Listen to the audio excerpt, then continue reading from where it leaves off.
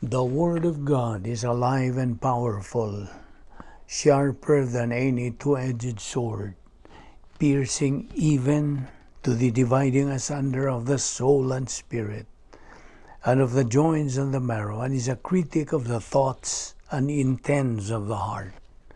All Scripture is God-breathed, and is profitable for doctrine, for reproof, for correction, for instruction in righteousness, that the man of God might be mature, thoroughly equipped unto all good works. Study to show thyself approved unto God, a workman that needeth not to be ashamed, rightly dividing the word of truth. Isaiah 65:24, it will also come to pass that before they call, I will answer, and while they are still speaking, I will hear. Psalms 31:24, be strong and let your heart take courage, all you who hope in the Lord. 1 John 5:14-15, and this is the confidence that we have before him, that if we ask anything according to his will, he hears us. And if we know that he hears us, whatever we ask, we know that we have the requests which we have asked from him. Mark 12:30, and you shall love the Lord your God with all your heart, and with all your soul, and with all your mind, and with all your strength. Before we start our Bible study today, it is our custom to pause for a few minutes to evaluate ourselves, examine ourselves if we still have some sins, because if we do not confess all these sins that we have committed today, they become a barrier to our study. So God the Holy Spirit cannot teach us his truth. Therefore, let us use now the principle of 1 John 1:9, which says, if we confess our sins, God is faithful and just to forgive us our sins and to cleanse us from all unrighteousness. But for you, unbeliever, the issue you face is not confession of your sins, it is your free will. Use that free will that God has given you so you can make the most important decision in your entire life, the decision to believe in Christ as your Lord and Savior. Acts 16:31 says, believe on the Lord Jesus Christ, and thou shalt be saved. Let us pray.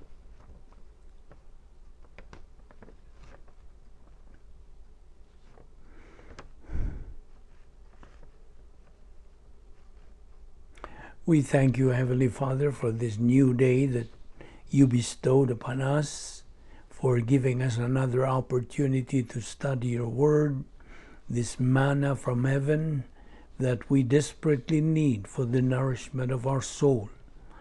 We especially feel the need of your word, which we consider it as our anchor and refuge in times of crisis such as we now face.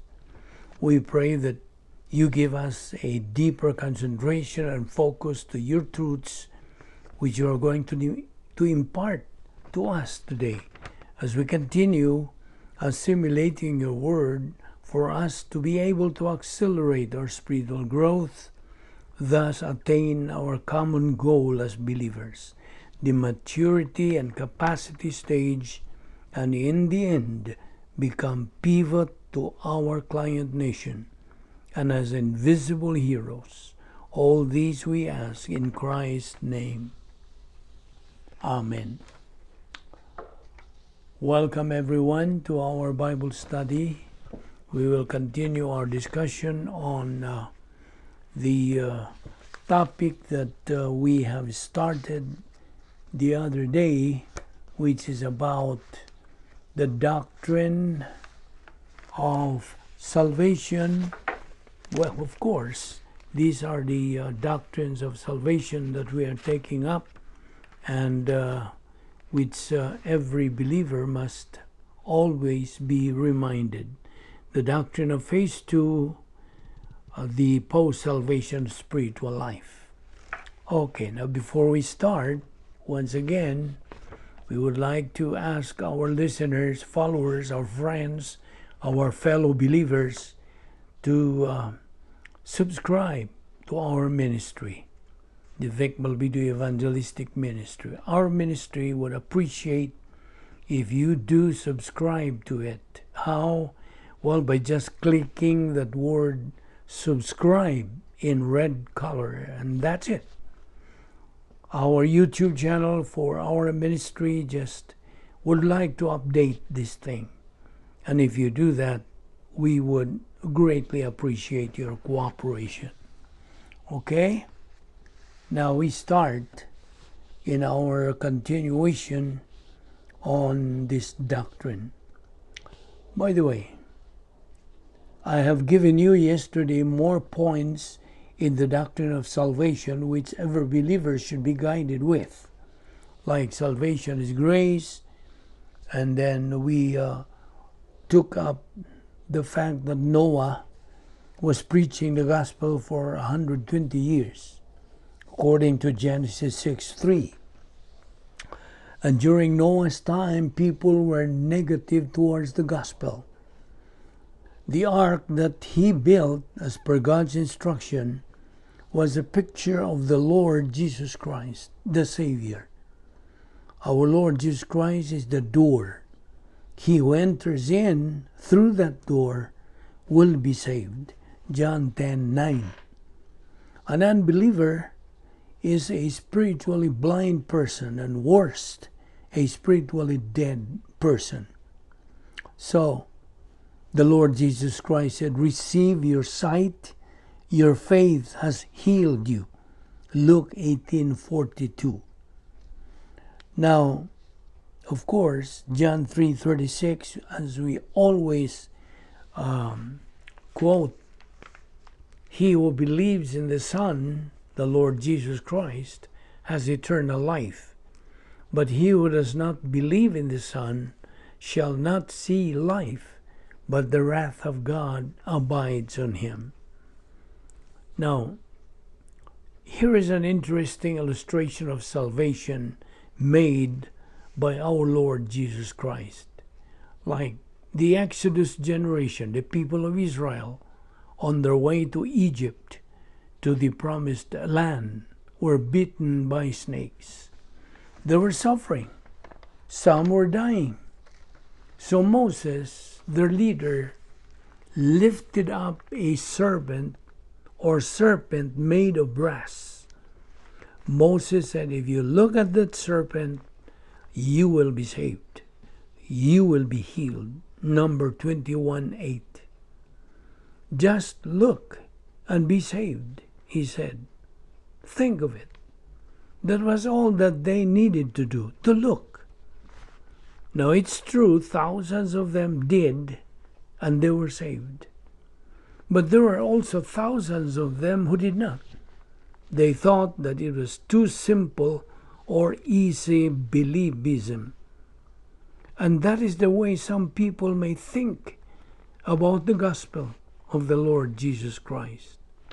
You think about the cross and the resurrection and you say, that's too simple. It can't possibly be true. It's too easy. So they call it easy believism. You see, man has no excuse. He might say, I didn't know God because nobody ever told me. That's why I should not be sent to the lake of fire. Now let this person who says that read Romans 1:18-20. Verse 18 says, the wrath of God is being revealed from heaven against all the godlessness and wickedness of men who suppress the truth by their wickedness.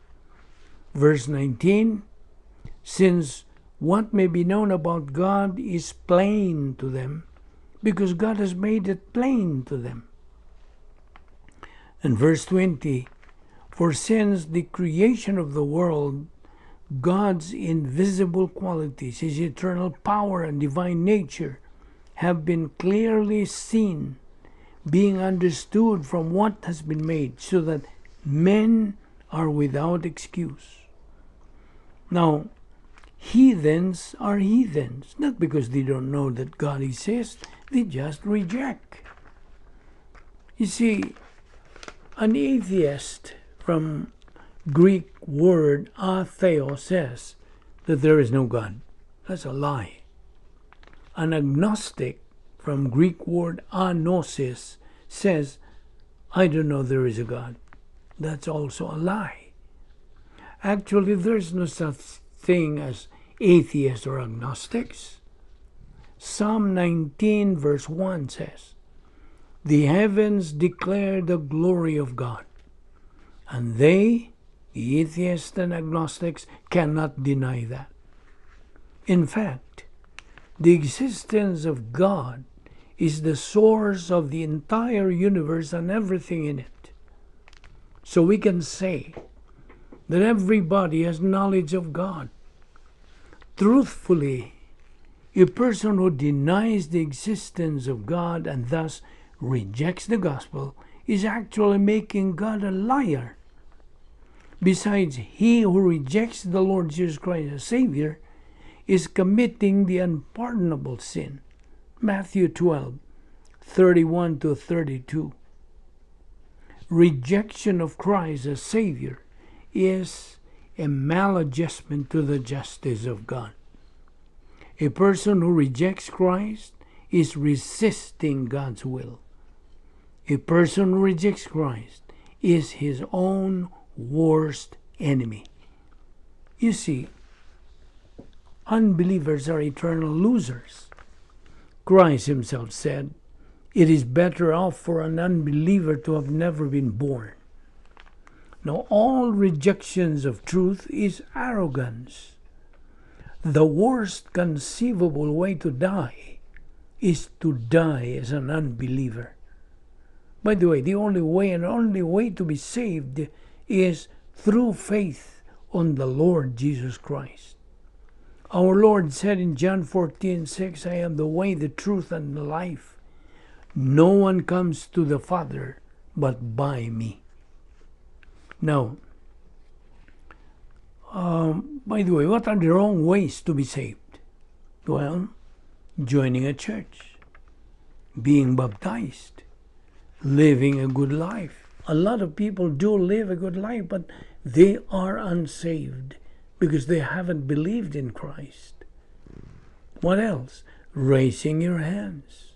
Now, the dying thief on the cross at our Lord's side could not raise his hands because he was nailed at the cross, right?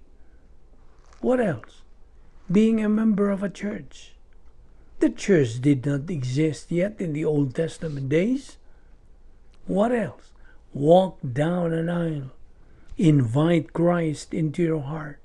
Feel sorry for your sins. Now, the only correct way, God's perfect way to get saved, is to believe on the Lord Jesus Christ, and thou shalt be saved. Acts 16:31. Faith alone in Christ alone. So, encounter with Christ either as Savior or Judge. Remember this. Attitude towards Christ determines one's future in eternity.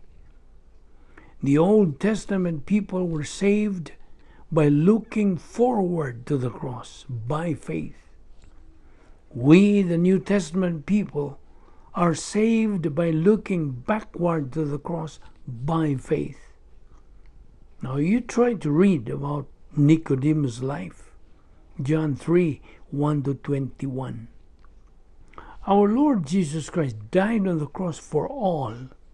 1 Timothy 2:4. Who wants all men to be saved and to come to a knowledge of the truth. 1 Timothy 2:6. Who gave himself as a ransom for all men, the testimony given in its proper time. Hebrews 2:9. But we see Jesus, who was made a little lower than the angels, now crowned with glory and honor, because he suffered death, so that by the grace of God he might taste death for everyone. 1 John 2:2. He is the atoning sacrifice for our sins. And not only for our sins, but also for the sins of the whole world. 2 Corinthians 5:14. For Christ's love compels us, because we are convinced that one died for all, and therefore all died. Verse 15.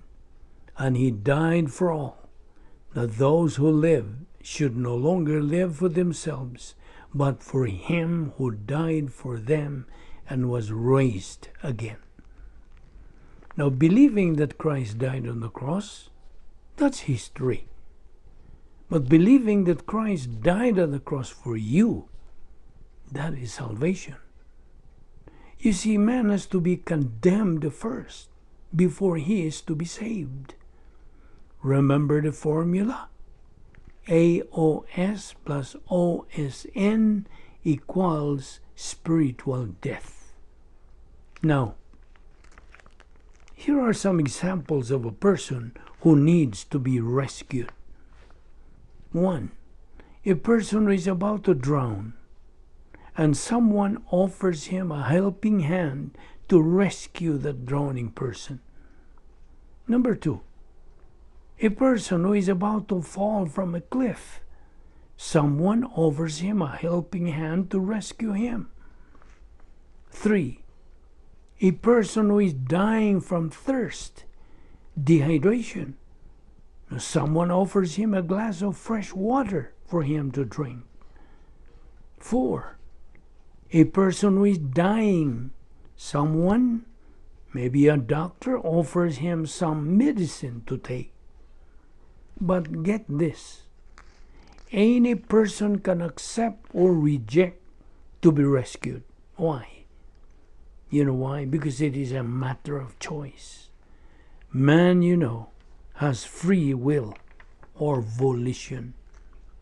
A person who rejects Christ as Savior is only called natural man, or dichotomous, with a body and a soul. A person who believes in Christ as Savior is called a spiritual man, or trichotomous, with a body, a soul, and a human spirit. Question: how did you get into your human family? The answer is by birth. Another question: how can you get into the family of God? The answer is also by faith. By birth. That is being born again, regenerated. Principle: he who is born twice only dies once, but he who is born only once dies twice. There are two kinds of energy: potential and kinetic. What is a potential energy? It is the energy that has not done anything yet. That's potential. What about kinetic? It is the reality of it. Has done something. Analogy: the gospel is potentially all people can, or potential to be saved, or all people are savable. Eternal life is reality. That's kinetic. Did you get the point? By the way, every member of the human race has the responsibility to listen and to believe in the gospel. 1 Timothy 2:4, Acts 16:31, John 6:28-29, and Ephesians 1:13. Christ is the only way to heaven. All other roads are detours to doom.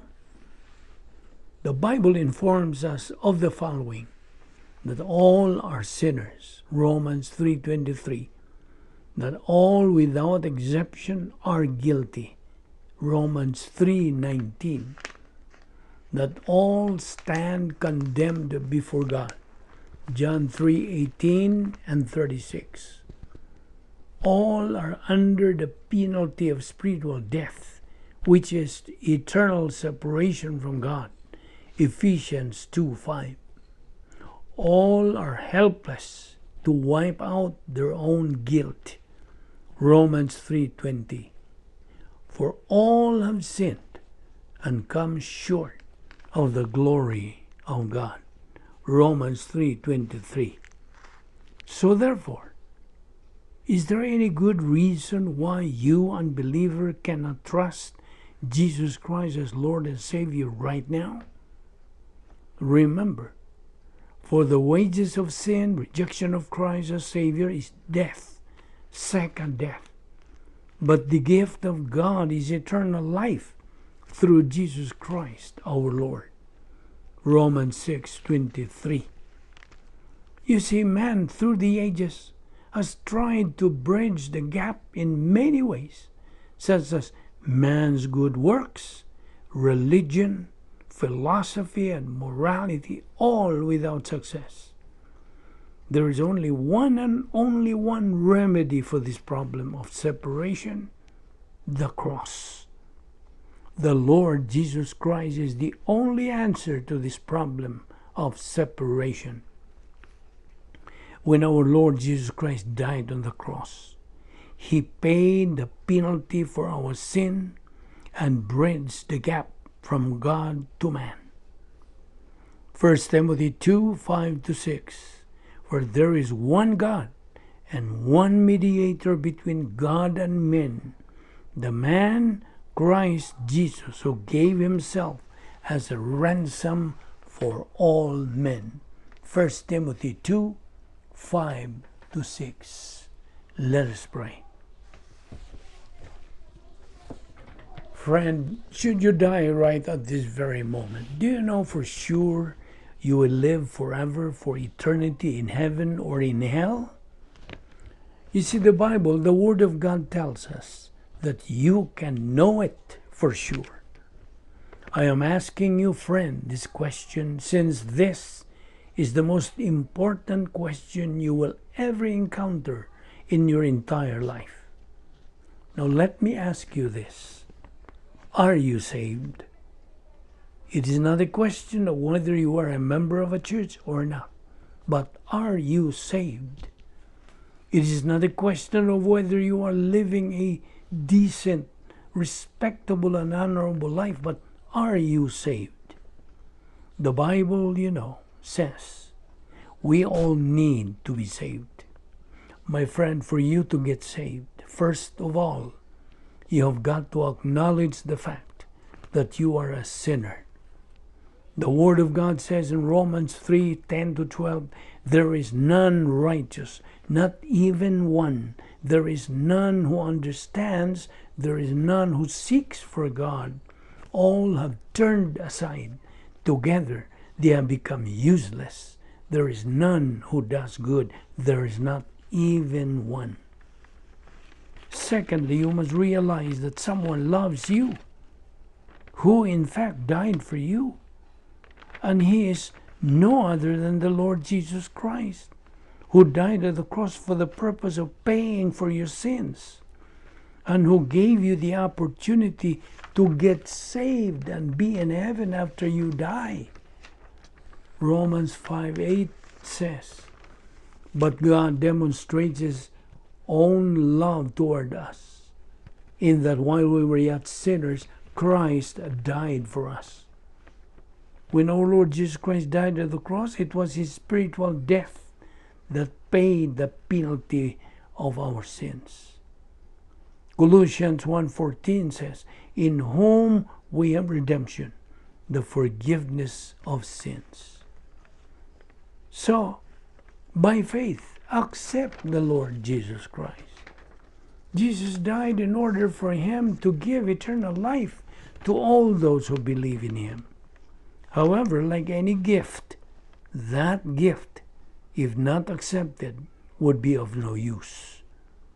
John 1:12 says, "But as many as received him, to them he gave the right to become children of God, even to those who believe in his name." Ephesians 2:8 and 9 says, "We have been saved by grace through faith, that not of yourselves. It's a gift of God, not of works, lest anyone should boast." So, listen, the only faith that can save you is your total trust in the Lord Jesus Christ. Therefore, believe on the Lord Jesus Christ, and thou shalt be saved. Let us pray. Father, we thank you for the time you have given us to study your precious word today. May you bring us here tomorrow once again, so we can continue our spiritual momentum and ultimately reach our goal, which is spiritual maturity. We now pray that you continue using this ministry for the dissemination of the gospel and for the edification of the church. This we ask in the name of the King of Kings and Lord of Lords, even the Lord Jesus Christ, our Savior. Amen.